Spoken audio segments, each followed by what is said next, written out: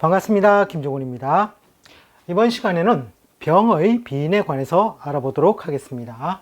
기본적인 비인의 뜻은 길 떠나는 은장도다, 또를 이를 악무는 힘이다, 또 독하다, 또 섬세 정밀한 기술이고 꾀도리를 나타낸다고 했었습니다. 자, 병은 자에서 비인의 별이 됩니다.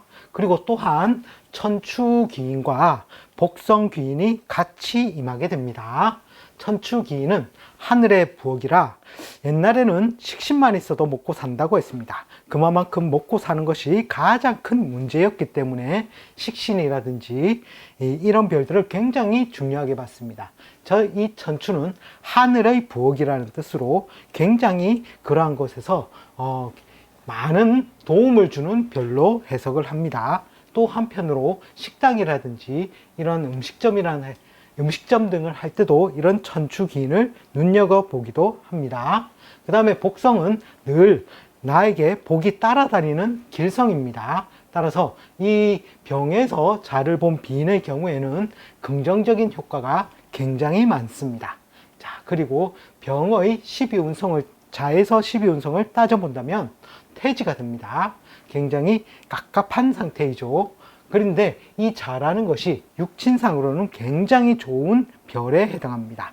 즉 정관의 별에 해당합니다. 따라서 이런 것을 가지고 있다는 것만으로도 등급이 많이 올라가게 됩니다. 자, 그리고 이 비인의 별이 팔자내에 있는 경우와 팔자내에 없는 경우가 있습니다. 즉 팔자내에 없다면 비인운을 지나고 꼼꼼치밀 독해진다는 겁니다. 즉 타인의 비인의 것을 한번 내가 당해보고 그것을 다시금 배워서 써먹는다고 보시면 되겠습니다. 자, 만약에 팔자내에 있다면 연에 있을 수도 있고 월에 있을 수도 있고 일에 있을 수도 있고 실에 있을 수도 있습니다. 자, 이런 것은 좌표론적으로 소년이라든지 그 다음에 청년이라든지 장년이라든지 말년으로 해석해서 보시면 되겠습니다. 자, 그리고 이 월에 있으면 정관격이 되어서 굉장히 좋은 것에 해당하는데 만약 병진일날 태어났다면 자축이 공망에 들어갑니다. 따라서 비어있는 것이라서 이 정관을 채우려고 해도 채워지지 않는 그런 번거로움을 겪게 됩니다. 자, 그런 것도 한번 생각해 보셔야 되겠습니다. 자, 그리고 그 다음에 병 말고 이 자에서 다른 12운성을, 다른 정관의 글자들의 12운성을 한번 찾아본다면 갑은 목욕지에 듭니다. 따라서 이 별은 비록 소모 지출의 요인은 있어도 인기적인 요인이므로 이 인성을 편인을 쓰면 참 좋겠습니다. 다음에 을은 병지 역마에 들어 정인의 별은 저 멀리 기력이 굉장히 쇠잔해져 가는 상태입니다.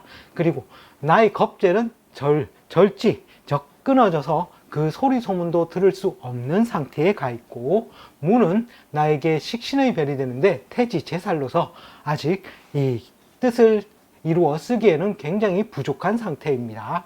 또한 상관인 기도 절지에 들어서 그 기운이 완전히 끊어진 상태가 되고, 그리고 이 경은 편재의 별이 되는데 사로서 굉장히 세력이 약해진 모양새가 됩니다. 따라서 사업적인 수단을 강구하기는 힘이 들므로 신은 이 병의 입장에서는 천간합도 되지만 실제로는 정제의 별이 됩니다. 따라서 정제가 장생지살 굉장히 넓게 퍼져 있으므로 이제 월급이라든지 고정소득이라든지 이런 곳에 그 뜻을 두면 더욱더 좋겠습니다. 그리고 임은 이 관이죠.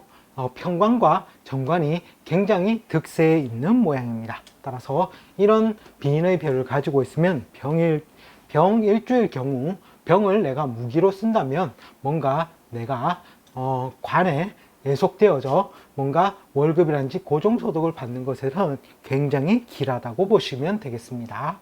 자, 그리고 띠에서도 또 한편의 신살이 또 발생을 하게 됩니다.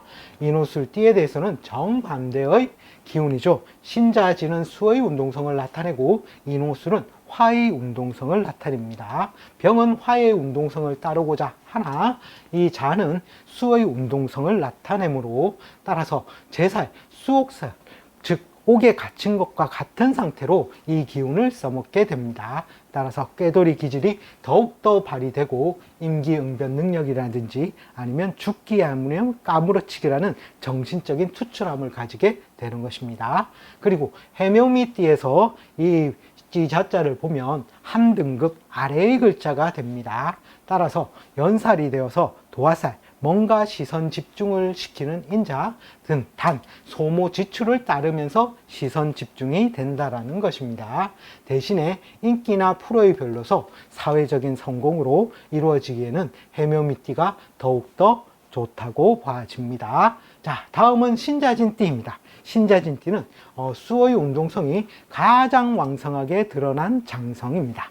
장성은 죽장군이 되어서 뭔가 핵심 멤버이면서 목적을 달성합니다. 또 주동적이면서 주도적으로 일을 깨어나갈 수 있는 그런 능력을 가지게 됩니다. 자, 마지막으로 사유축띠의 경우에는 신자진띠의 입장에 봐서는 한 등급 아래 동생 그룹입니다. 따라서 뭔가 그 형님의 왕을 보았으므로 육해살에 해당하여 감당하기 어려운 일이라든지 저승사자를 봐서 이때는 까불면 안 되고 굉장히 고개를 숙인 자세로 그렇게 그런 식으로 해서 이 비인의 별을 쓰면 되겠습니다.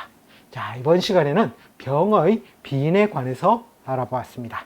시청해 주셔서 감사합니다. 다음 시간에 다시 또 찾아뵙겠습니다.